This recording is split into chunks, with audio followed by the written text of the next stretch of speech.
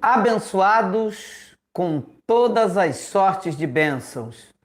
Melhor noite, bem-vindos sejam todos. Deixe-me dar boas-vindas aos novos inscritos. Meu nome é Geraldo Moraes. Nós estamos aqui nesta live, neste programa, todos os dias, de segunda a sábado, com exceção às quintas-feiras, que é gravado, mas estaremos aqui com um conteúdo. Estamos todos os dias, às 20 horas. Quero lhe agradecer pela companhia, pelo amor e o carinho que você me concede de adentrar na sua casa. Deixe-me dar também boas-vindas e a minha saudação. Eu, Geraldo Moraes, vosso irmão em Cristo, saúdo a igreja que se reúne aí na sua casa. Sejam todos bem-vindos a mais uma live, a mais um assunto a ser tratado acerca das coisas do reino. Amanhã é quarta-feira, vamos estar logo mais às 20 horas de volta. Quinta-feira é dia de maratona. Quinta-feira estaremos pela manhã, às 5h20, estaremos testemunho, graça sem retoque, e à noite. Sexta-feira eu vou fazer uma receita e vou publicar lá no canal Graça Sem Retoque. Eu vou fazer um salmão na brasa, no forno, para que fique melhor, por causa da brasa aqui não é possível. Eu vou fazer um salmão no forno ao molho balabachúria. Vai ser uma bênção. Vamos mostrar o acompanhamento, vamos mostrar o prato montado, a mesa servida, e você vai participar conosco desse salmão fresco ao molho balabachúria. Bem, vamos ao que interessa. O tema da nossa mensagem é o apóstolo Paulo, a perfeição e a vinda de Jesus. Assim que eu saí do sistema religioso doutrinal, quando nós falamos do sistema religioso, nós não estamos falando das pessoas. Nossa guerra aqui, o confronto é doutrinal. Nós não estamos aqui como um patife. Eu vi um vídeo, não era um vídeo, não era uma pregação do evangelho, uma patifaria, falando mal, chamando um irmão nosso aqui de gordinho, falando que todo mundo aprendeu com o ser lá. Então isso não é pregação do evangelho, isso é um ataque pessoal, é uma calúnia sem provas, né? Não é esse o nosso objetivo.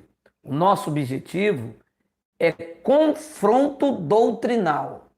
Jamais vou botar aqui um vídeo expondo pessoa, falando o nome de A, de B, porque eu não tenho estudo. Educação eu tenho, ética que se deve ter.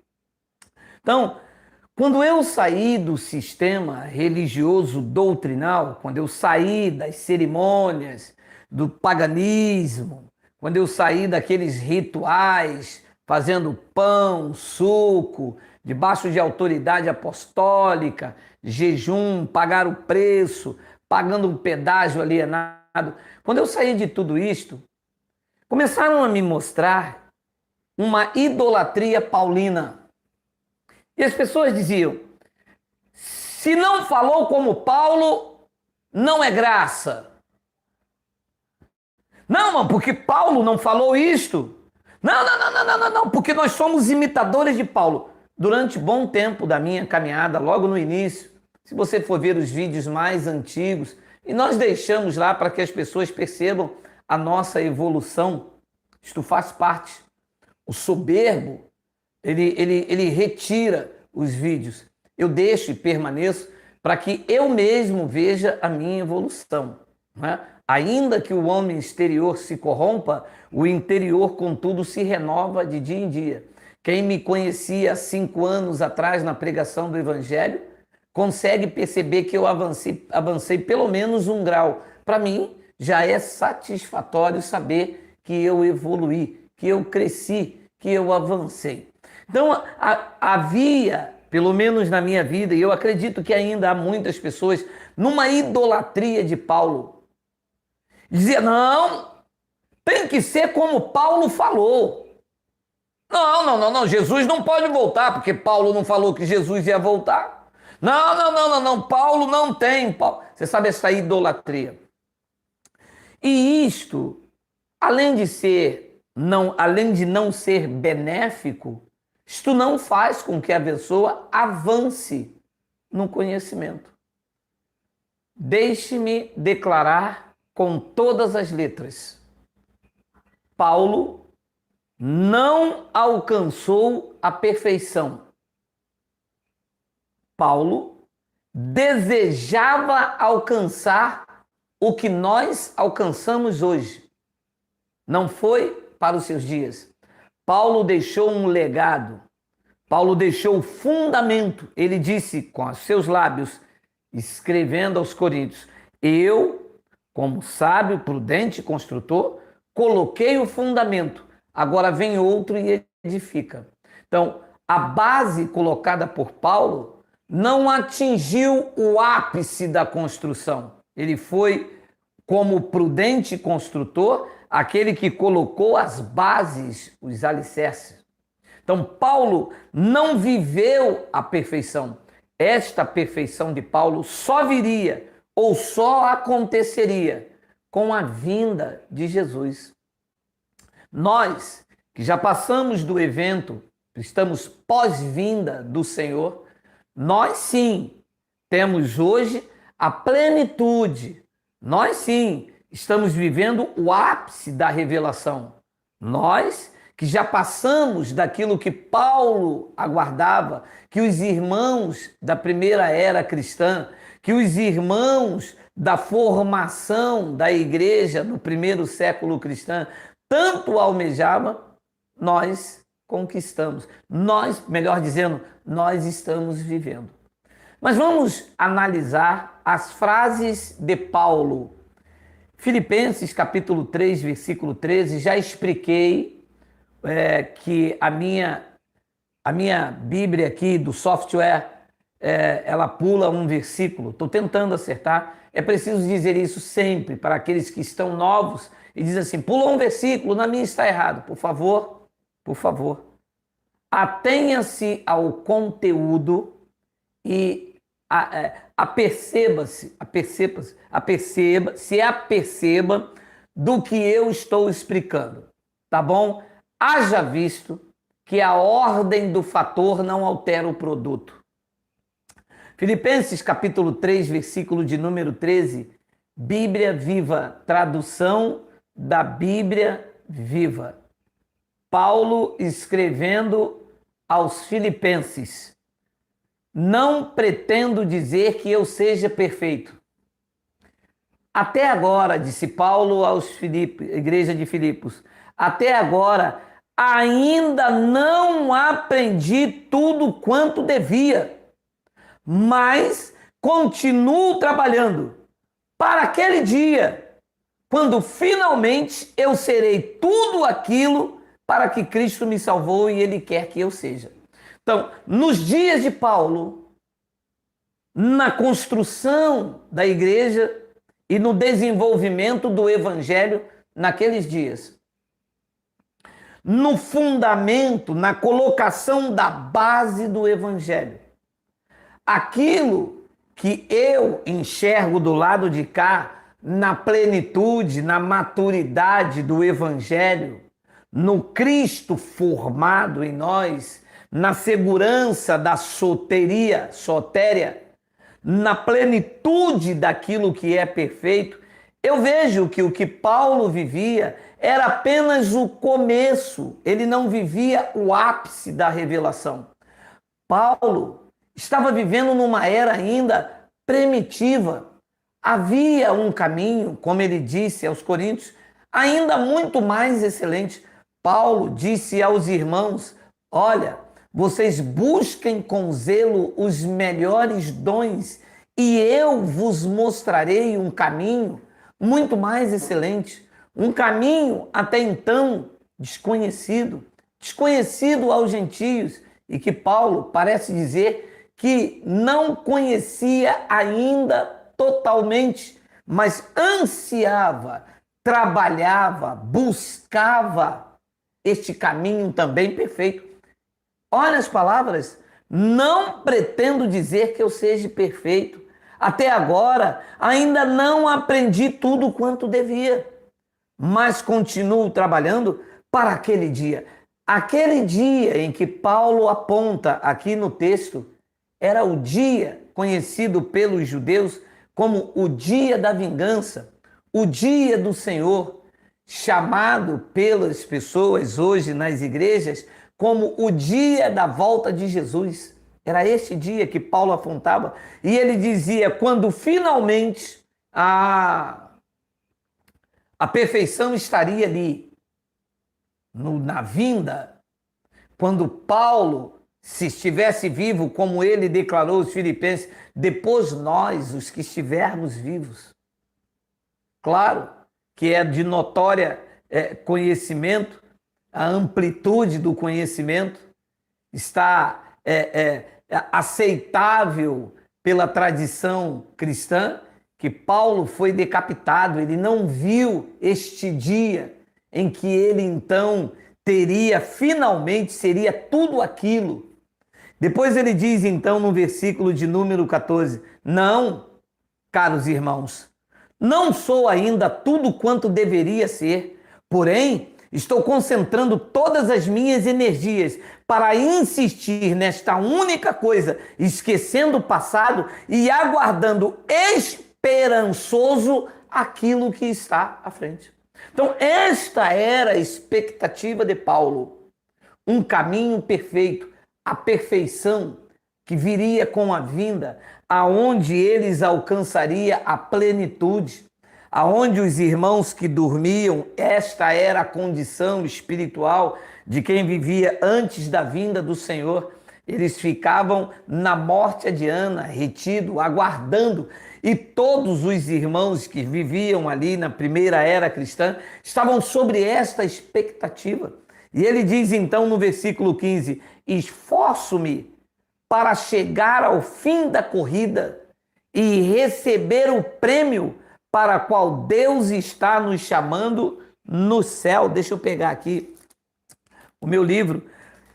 Esforço-me para chegar ao fim da corrida e receber o prêmio para o qual Deus está nos chamando ao céu, em virtude do que Cristo Jesus fez por nós. 14. Espero que todos vocês que são cristãos amadurecidos concordarão comigo nessas coisas. E se discordarem em alguns pontos, eu confio que Deus manifestará isso a vocês. Então, Paulo estava aguardando como expectativa a perfeição. Eles viviam num estágio meio que imperfeito.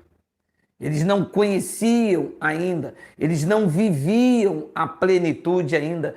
Todos os irmãos na primeira era, naquele aion, naquela geração, naquele século que estava se consumando, todos eles viviam ainda de forma imperfeita. O pacto não estava perfeito. O pacto se cruzava. Havia lei, havia ordem. Havia lei, havia desordem, havia graça misturada. Uma hora os sacerdotes se cruzavam com Paulo, o confronto era inevitável, a perseguição implacável, Nero, Vespasiano, General Tito, a perseguição, a marca da besta, as ameaças, a idolatria, a veneração ao Império Romano, os soldados invadindo a arena, tudo isto estavam ali. Paulo não estava profetizando para milhares e milhares de anos, como sempre ensinou os teólogos da igreja. Paulo estava vivenciando, e esta vivência, esses acontecimentos tão ardente, tão latente diante dos seus olhos, gerava a expectativa de que sim, a perfeição estava próximo. Olha o que ele disse em Romanos, capítulo de número 8, versículo 18.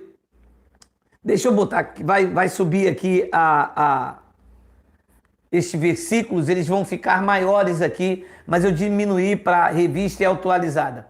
Porque para mim, disse Paulo escrevendo à igreja de Roma, porque para mim tenho por certo que os sofrimentos do tempo presente, veja, os sofrimentos dos dias de Paulo, não do meu. Paulo se reporta ao sofrimento lá em Roma, os sofrimentos que ele está vendo, ele não está profetizando isso. Isso não é uma profecia de Paulo, isso é algo que está latente, vigente, isso é algo que ele presencia a cada dobrar de esquina, a cada selar do cavalo, a cada fiar, a cada vestir, de arrumar de tendas, a cada barco, a cada remo. Isto era notório, fresco. Paulo não está dizendo, e as pessoas usam esse versículo futurizando para hoje. Não, os nossos olhos hoje estão lendo isso aqui como uma história. Paulo está aqui agora, para mim e para você, estamos lendo uma história. O autor não está presente. Aqui o sujeito não está vivo. Isto não é mais uma palavra para hoje. Ele diz, porque para mim tenho por certo que o sofrimento do tempo presente não é hoje, dia 21, é no momento da escrita, deve-se respeitar isso para um perfeito entendimento e você entrar na mente do autor e entender perfeitamente que havia um sofrimento ali vigente, havia um sofrimento que eles estavam vivendo e não nós.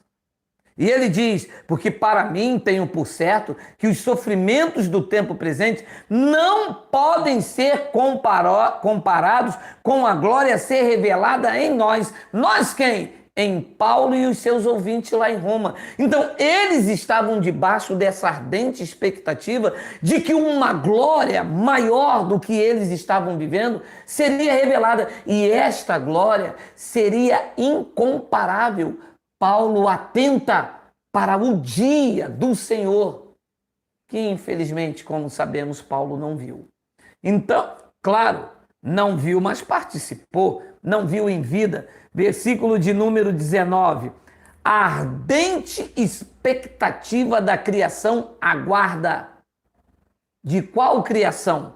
Aquela que eles estavam vivendo. A ardente expectativa da criação aguarda a revelação dos filhos de Deus. Depois ele diz no versículo 20, pois a criação está sujeita à vaidade, não voluntariamente, mas por causa daquele que a sujeitou, na esperança de que a própria criação será redimida do cativeiro da corrupção, e todos estavam presos, cativos, era um cativeiro de corrupção, para a liberdade da glória dos filhos de Deus, porque sabemos que toda a criação a um só tempo geme e suporta as angústias até agora. Até agora, não é agora aqui, é até agora o presente lá de Paulo, o tempo presente. Versículo 23. E não somente ela, a criação, mas também nós, que temos a primícia do Espírito, igualmente gememos em nosso íntimo, aguardando a adoção de filhos, a redenção do nosso corpo. Aqui está a chave. A redenção, a adoção de filhos, a redenção sotéria. Era isto que traria a perfeição. Era isto que iria fechar, selar com a vinda. Iria se acontecer então o resgate da propriedade. O Filho do Homem iria trazer alguns benefícios. Iria julgar Israel, trazer o juízo e a sentença sobre os filhos da perdição, e os filhos que viviam naquele momento seriam então resgatados, os espíritos, os irmãos que dormiam no primeiro século da era cristã, seriam resgatados daquele cativeiro de corrupção. A morte adeana seria vencida e Cristo reinaria sobre tudo e sobre todos, deixando o templo caindo, os sacerdotes destituídos, e a igreja do novo pacto reinaria para sempre. A expressão milênios é uma força de expressão que quer dizer para sempre. Era esta a esperança de Paulo. Enquanto isto não acontecia, ele ainda não vivia tudo o que tinha para viver. Ele ainda não vivia a plenitude da graça de Deus. Haja visto que era impossível por causa do cruzamento pactual. Mas enquanto este dia que ele diz que era a redenção, a adoção, note no pormenor da escrita, você vê que a ressurreição já havia passado. Cristo já havia morrido e ressuscitado, mas eles não tinham posse da adoção de filhos. Nós temos, pelo benefício da vinda do Senhor, nós temos, mas eles ainda aguardavam. Leia o pormenor, aguardando no final da frase, aguardando a adoção de filhos. Significa que Paulo e os irmãos no primeiro século ainda aguardavam a concretização, a sotéria, a salvação plena. Era isto que Paulo disse: eu não tenho alcançado ainda a perfeição. É isso mesmo que diz? Vamos ver aqui na tradução de Revista e Atualizada, João Ferreira de Almeida, Filipenses 3,12. Não que eu tenha já recebido ou tenha já obtido a perfeição. Não que eu já tenha recebido. Eles aguardavam. Eles estavam presos nessa expectativa. Paulo disse: eu tenho certo que para mim nada se compara com os sofrimentos presentes. Perseguição implacável, dificuldade, o Estado não era laico, a igreja se reunindo nas casas escuras, às noites. Então, Paulo, sem nós, não atingiu a perfeição. Nós, por causa do legado de Paulo e com a epístola escrita nos nossos corações, podemos ver hoje claramente os benefícios conquistados com a vinda do Senhor. Infelizmente, a tradição evangélica ainda está esperando Jesus voltar e se vê imperfeito. Se vê imperfeitos. Precisam de jejuar, de pão, de suco, precisam pagar um preço. Se veio uma hora cheio do Espírito Santo, outra hora precisam de culto de libertação. Vejam, ainda não avançaram para a perfeição.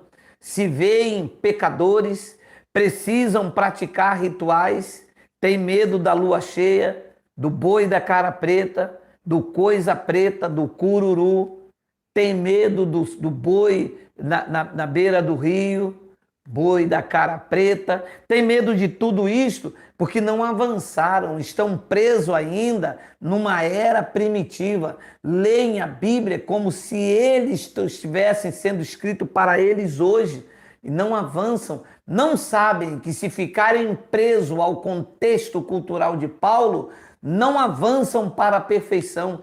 Estão presos ainda naquilo que era como espelho. Olha a expressão, olha esta expressão de 1 Coríntios 13. Deixe-me ver se vai caber aqui. Se couber, eu deixo. Se não couber, eu tiro. Tá bom? A Bíblia viva.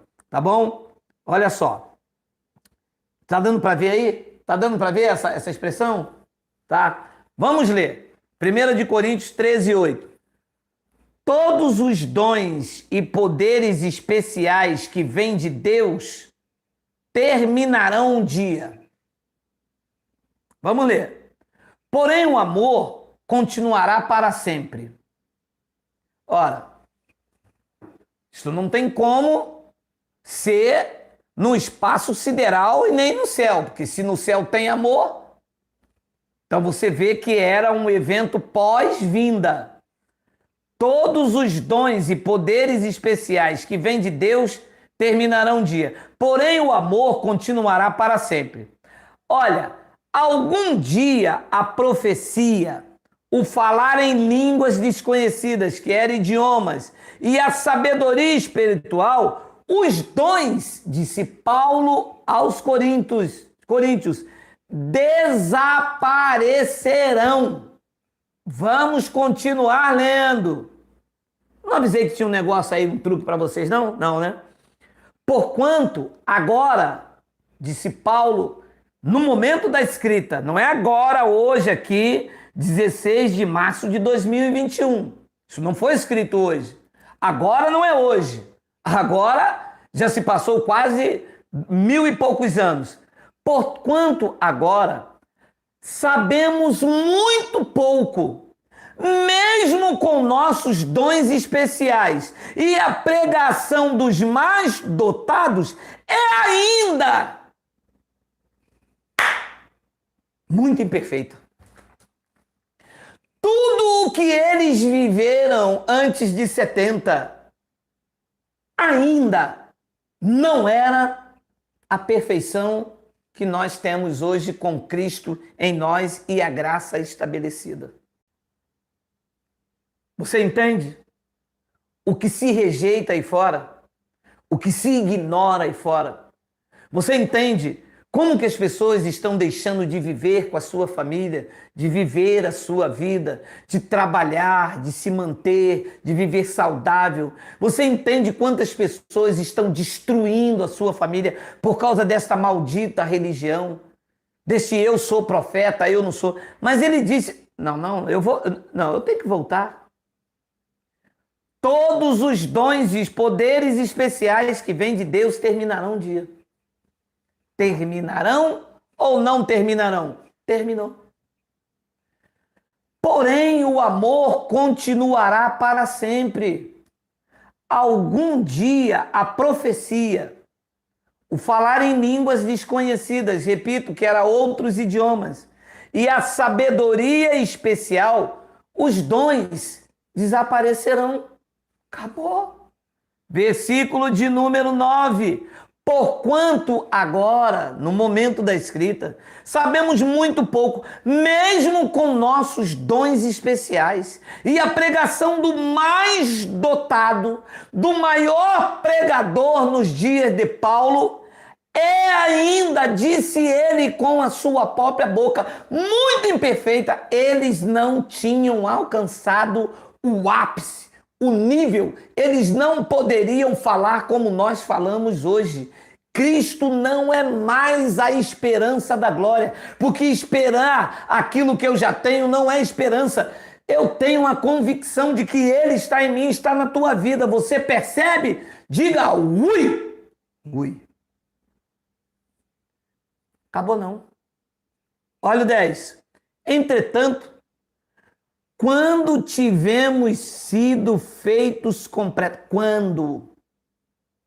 E aperfeiçoados, então cessará a necessidade desses dons especiais e insuficientes, e eles desaparecerão. Meu amado, que necessidade tem hoje daqueles dons que foram para a primeira época cristã, se eu e você estamos completos, perfeitos em Cristo? Vamos ler, versículo de número 11. É como nesse caso. E Paulo, então, usa a frase que os meninos usam na igreja. Quando eu era menino... Não, esta frase, ela está aliançada no que Paulo está falando sobre uma vida imperfeita naquele tempo. Aí Paulo cita o exemplo de um menino, o que que faz? De um maduro, o que que faz? Paulo diz, é como neste caso, 2 pontos. Quando eu era criança, eu falava, pensava, raciocinava como criança, mas quando me tornei homem, meus pensamentos se desenvolveram muito além dos pensamentos da minha infância. E agora eu deixei as coisas de criança. Você sabe o que Paulo está dizendo aqui? Que o que eles estavam vivendo naquela época não era tão pequeno, eram pensamentos tão infantis comparado ao que viria de tão maduro e grande quando aquilo que fosse perfeito chegasse. Vamos continuar lendo o versículo 12. De igual modo, agora só podemos ver e compreender um pouquinho a respeito de Deus, como se estivéssemos observando seu reflexo no espelho, muito ruim. Mas o dia chegará, quando o veremos integralmente, face a face. Tudo quanto sei agora, disse Paulo, é obscuro e confuso, mas depois verei tudo com clareza, tão claramente como Deus está vendo agora mesmo o interior do meu coração. Que dia era este?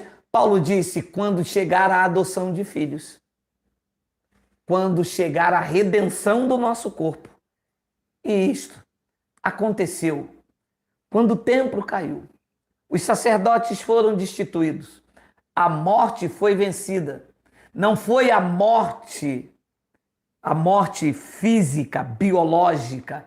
Esta é necessário, porque o que você semeia não nasce sem depois não morrer. Não era da morte biológica que se tratava, era a morte adiana, e que não faria parte os filhos da perdição que foram sentenciados. Veja que extraordinário. De igual modo, agora só podemos ver e compreender um pouquinho.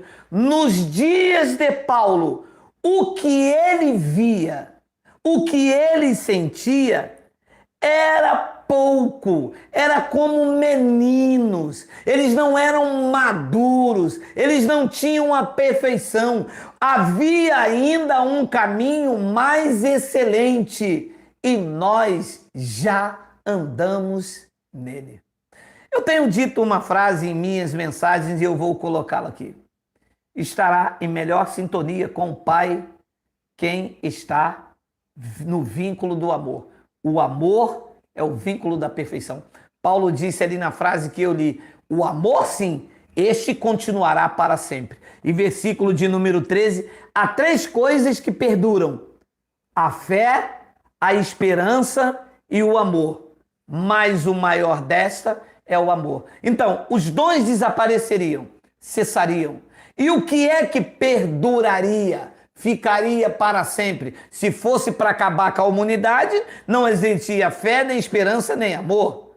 Então essas coisas, esta tríplice base, perduraria, aconteceria para sempre. E ele disse, olha, há 3 coisas que perduram a fé. A fé, a esperança e o amor.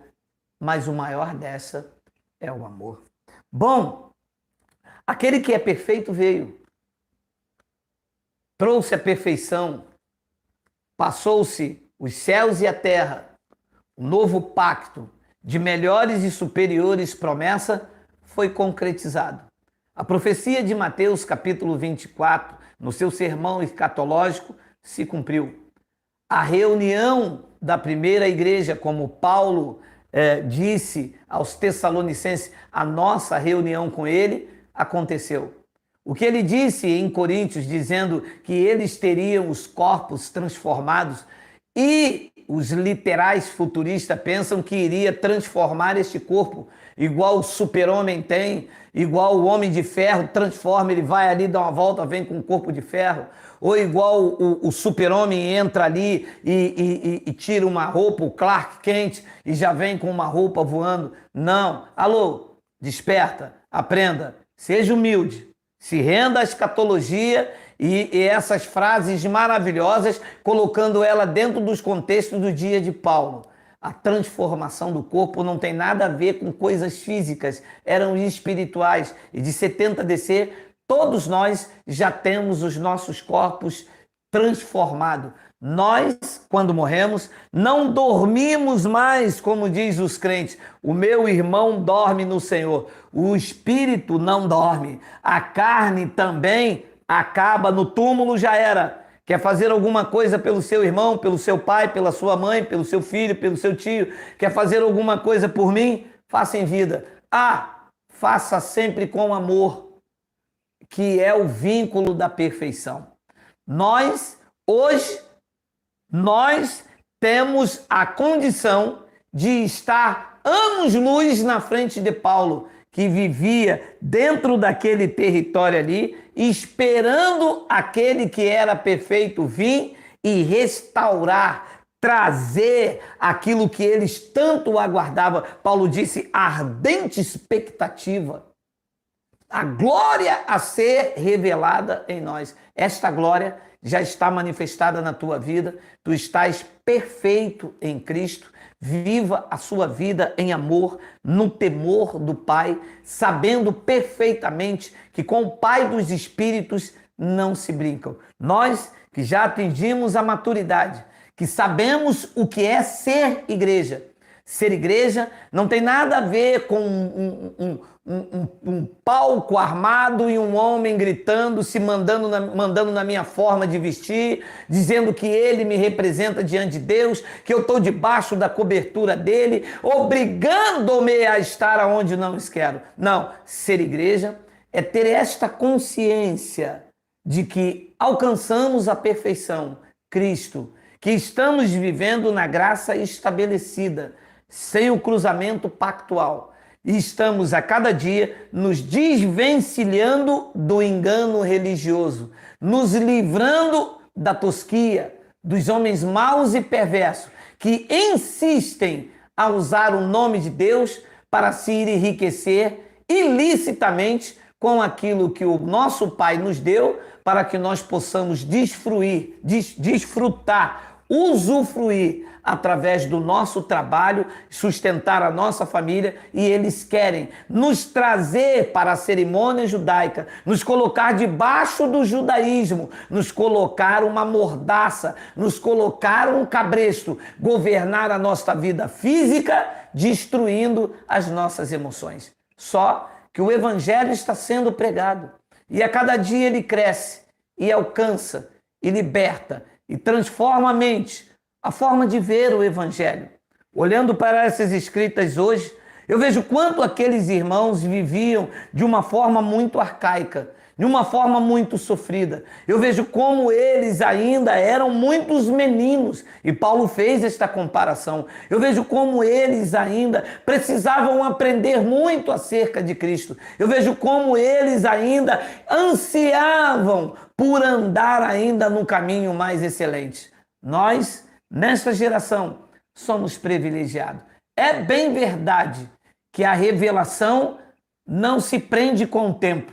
As próximas gerações terão uma sabedoria muito mais aguçada que a nossa, porque o Pai faz assim. A cada uma geração, ele se manifesta com a sua sabedoria insondável. Embora alguns que pensam que são detentores da graça de Deus querem esquadrinhar os caminhos de Deus, achando, não, essa revelação não pode ser assim, este pensamento não pode ser assim. Por quê? Engessam a mente dos incautos, vitimizando-os para que eles ficam na dependência de sinais e prodígios que são da mentira. Mas nós temos a mente de Cristo. Nós deixamos-nos levar de 70 para frente para aquilo que é perfeito. E o que é perfeito já está na sua vida. Vou ficando por aqui, te aguardando amanhã às 5h20 da manhã. Olha, o tema de amanhã será o silêncio dos inocentes. Você que me aguarda amanhã, você se prepara, porque eu tenho uma palavra que vai mexer com as tuas emoções. Capite? Benevere, berimbau, cuscuz.